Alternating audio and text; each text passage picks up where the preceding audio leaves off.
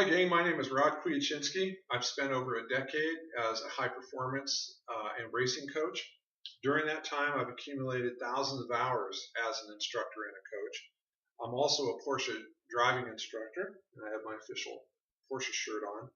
This has allowed me to observe a lot of driving situations and driver habits. The goal I'm looking to achieve is to provide you with some additional driving information. I have a few key areas that people always overlook or take for granted.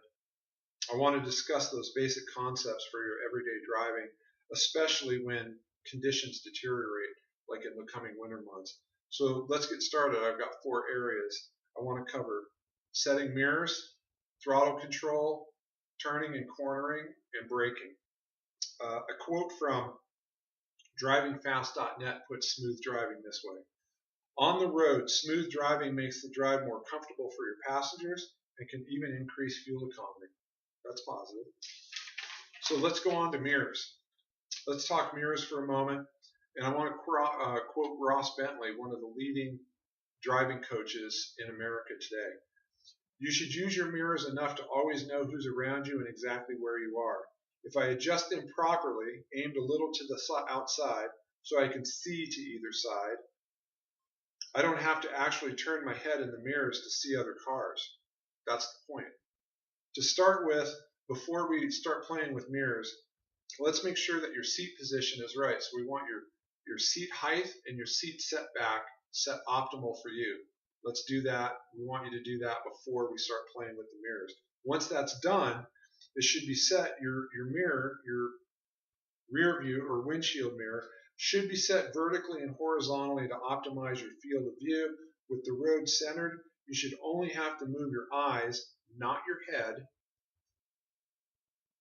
And the side mirrors should be adjusted so that their view is just outside the left and right field of view from the rear view mirror. Ideally, the center of each side mirror has the center of the side lane and the center of the shoulder or the other passenger side sign lane in view. So what we want to do is adjust that rear view mirror to optimize this field of view, and we want to eliminate as much overlap as we can. Let's get those side mirrors out, because if you have a car here and a car here, if you have it adjusted properly, you can see those just by moving your eyes, and it's much safer to just move your eyes than your whole head. So that's really critical. So let's discuss throttle control. So I'm going to just roll this page. Got a little graph here. Okay. Once again, I'm going to quote Ross Bentley on throttle control. Always use throttle control gas pedal gently, as with the brakes, progressively squeeze on more throttle as you accelerate and quickly ease off as you slow down. Anytime you pounce on the gas pedal or abruptly lift off, it unsettles the car, which reduces traction. That's a big deal. So when accelerating or lifting off the gas, it's never good to just dump or mash the throttle in either case. So we don't want to mash the throttle and spin the wheels, and we don't want to lift off the throttle and cause another problem. We'll talk about that in a second. This principle is important, especially in poor conditions, like I just said, like if you're on ice or snow. If you just suddenly lift off the throttle, the resulting engine brake effect can cause a slide or a spin, because when you lift off the throttle, the compression in the motor is going to lock up those rear wheels through the drive line. So you're going to get a slide because those tires are going to lose their contact patch. From my personal observation, a smooth linear input on all controls is best, and that's fact. So let's go on to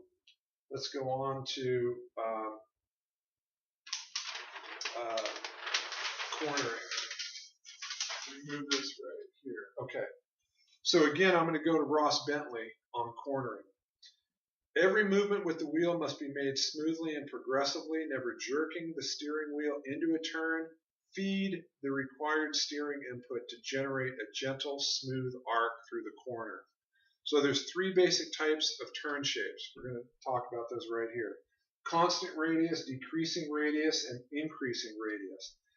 With a constant radius turn, this guy right here, a gentle and appropriate amount of turn-in or wheel feed held with a steady input should suffice on this type of turn to finish it.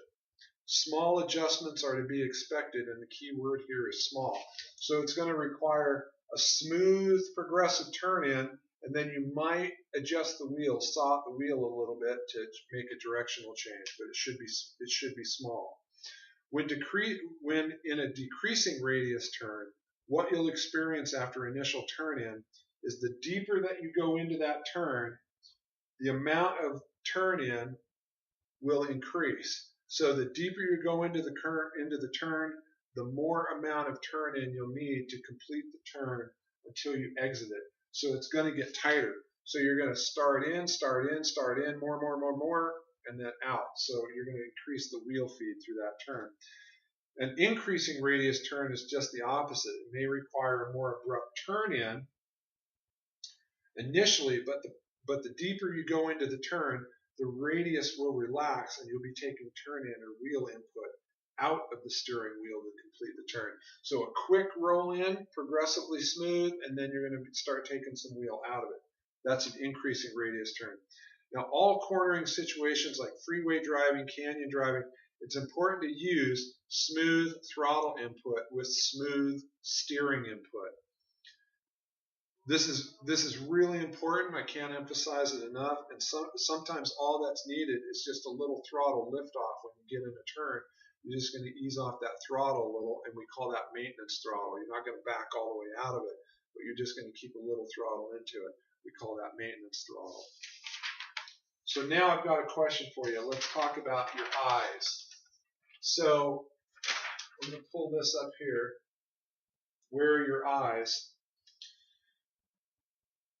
So when you enter a turn, I want you to think about this. When you enter a turn, where are you looking? Where are your eyes? So number one, where are you looking if there is no car in front of you in a turn? And number two, where are you looking if you're trailing a car into a turn, like on a freeway on-ramp? I want you to take a moment and really think about those two questions.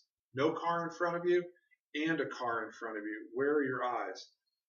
Don't let your eyes fix on an object, like a tree or on the back of a car in front of you. Don't watch their tail lights, the license plate, bumper stickers, or anything like that. Don't allow your eyes to become what we call fixated. Always look through the corner to see what's in front of the car or the cars in front of you.